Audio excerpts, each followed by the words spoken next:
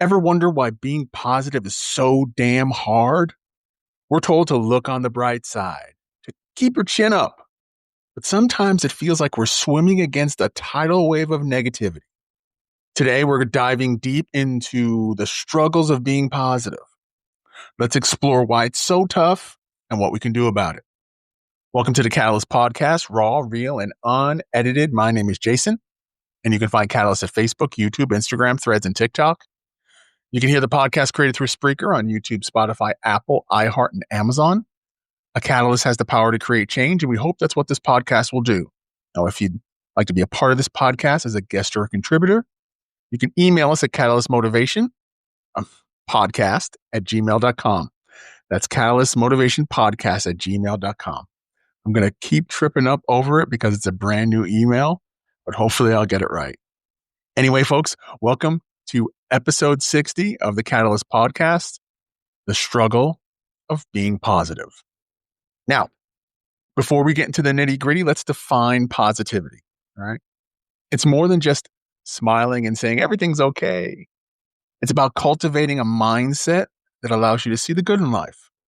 Even when things are tough, it's about resilience, hope, and gratitude. Here's a quote from an unknown source. Positivity is not about denying negativity. It's about choosing to focus on the positive aspects of life, even in the face of adversity. But let's be real. Positivity isn't always a walk in the park. Sometimes it feels like we're fighting a losing battle against the forces of negativity. I, for one, have been feeling that a lot lately, especially in the past few months. My mom passed about this time last year, and it's really kind of hit me hard in the last few months. So that's one of the reasons we're talking about this right now. Right? One of the biggest challenges in being positive is the constant barrage of negativity. From news headlines to social media feeds, we're bombarded with stories of tragedy, injustice, and despair. It can be hard to maintain a positive outlook when the world seems to be falling apart around us. Here is another great quote. The world is full of people who are trying to drag you down. Don't let them. Absolutely right. Do you ever find yourself, somebody will say something about you and you take it to heart? That was me most of my life. And actually, my son's kind of going through a challenge with that. So to be there for him in a way that I didn't have happen for me is a unique look, and hopefully I'm being a great guide. But let's continue on here. When it comes to negativity, another challenge, or positivity, another challenge is the pressure to be positive all the time. All right, we're often told that we should always look on the bright side, but that's simply unrealistic. It's okay to feel sad, angry, and frustrated. The key is to acknowledge those emotions without letting them consume you. It's one of our emotions. We should be, we should face it. And sometimes we want to push it down, but it's okay to be there. Let's not just live in it. So here's a story. Alex, successful entrepreneur who always had a positive outlook on life. But after a series of setbacks, Alex started to doubt himself and his abilities. He found it difficult to maintain his usual optimism, and he often felt overwhelmed by feelings of anxiety and depression. Alex realized that it was okay to feel this way, and he sought help from a therapist. With support from his therapist and loved ones, Alex was able to overcome his challenges and regain a sense of positivity. Now, therapy had a negative connotation a long time ago. And even for some of us still, therapy is a dirty word. But as we look around, especially those who are younger, they're really accepting and embracing it. And I've always been one of those who try to do a self-therapy, but I'm trying to fix myself with the brain that's been broken. And that doesn't work out. But therapy is something that I've started to do, whether it be with men's group or in a one-on-one setting and dealing with one of these apps like BetterHealth. There's a lot out there. And Don't negate it. Don't negate it because there's a lot of positive things that can come from it. So, how can we overcome the challenges of positivity and cultivate a more optimistic mindset? Grab yourself a pen and a piece of paper. Here's a few strategies. All right, here we go. Number one, practice gratitude. Every day, take a few minutes to reflect on the things you are grateful for. This can be anything from your health, your relationships, to the beauty of nature. Every morning before I get out of bed, and every night before I put my head down on the pillow, or once I put my head down on the pillow, I say thank you. I thank you for the things that have transpired in the day. Thank you for the things that I have, whether they big or small. I'm just thankful for them all. You know, sometimes, some people it might seem like some people have more than we do, but that's okay. What we have is what we have and it's ours. And if you want something different, then that's a whole other podcast, but let's let's continue on here. Challenge your negative thoughts, and this is one thing I did, especially on my beach walks.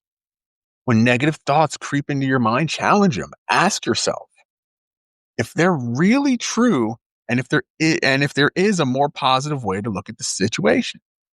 There will be some times where I'm in my car and these thoughts are just racing in my head, and I will just scream, "Stop it! Stop it right now." And sometimes you have to do that to shake your system, yourself out of that system.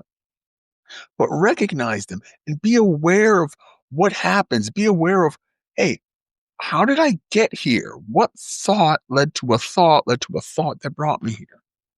All right. Surround yourself with positivity. Number 3, spend time with people who uplift and inspire you. Limit your exposure to negativity and unfollow toxic accounts on social media, folks. Please, please, please, please, please. When I'm not on the beach listening to the ocean and all that stuff, I'm doing my walks, and I have a mixtape of Wayne Dwyer and Louise Hay and, you know, these motivational people, Gary V, you know, all of them just pouring this positivity and inspiration in. And there's a bunch of them on YouTube. There's great videos, and they have like things with like Les Brown and things like that. Use them. Use them. Do an immersion. You know how people do? They want to learn a language, and they go to a country and they just get immersed in it, and by osmosis they start to learn. It's the same thing. It's the same thing. Go on YouTube. Go on TikTok. Check out Catalyst Motivation with our reels and our blogs and our podcasts. Right? Let's move on. Number 4, take care of yourself. Your physical and mental health are closely connected. Make sure you're getting enough sleep, eating healthy foods, and exercising regularly. Let me repeat that again. Make sure you're getting enough sleep. Make sure you are eating healthy foods, and make sure you are exercising regularly. Finally, find a creative outlet. Express yourself creatively can be a powerful way to cope with negative emotions. Try writing, painting, playing an instrument, dancing, right? Here's another quote from an unknown source. Happiness is not a destination, it's a journey. I thought that was a quote from somebody. When I found it, it said unknown, so maybe I'm wrong. I don't know. Why don't you send me a message at catalystmotivationpodcast@gmail.com and let me know.